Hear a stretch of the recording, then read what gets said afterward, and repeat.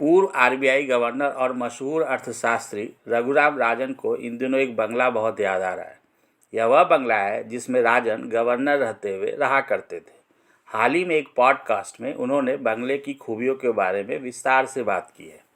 असल में यह बंगला आरबीआई गवर्नर को अलॉट होता है और मुंबई के सबसे पॉश इलाके मालाबार हिल के पास स्थित है।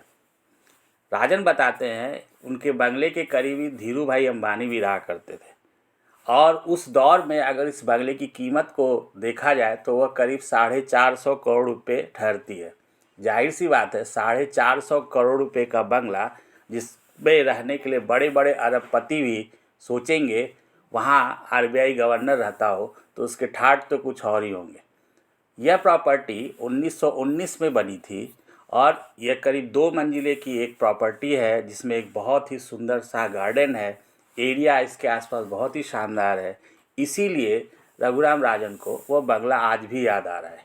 इस बंगले की एक कहानी और भी है। उनके बाद गवर्नर बने उर्जित पटेल भी इस बंगले में रहा करते थे, लेकिन उस बंगले में शिफ्ट होने के लिए उन्हें काफ़ी समय इंतज़ार करना पड़ा। कहानी यह थी कि उनकी माँ बूढ़ी थी और इस बंगले में रैंप और बाथरूम का इशू था। क्योंकि ये बहुत पुरानी प्रॉपर्टी थी, इसलिए इसको रेनोवेशन कराने के बाद ही वह शिफ्ट हो पाए। पुरानी प्रॉपर्टी की बात राजन भी करते हैं, लेकिन एक बात तो तय है कि जब 450 करोड़ के बंगले में रहने को मिले तो उसकी यादें तो बार बार आएंगी। देखते रहिए इंडिया अड्डा।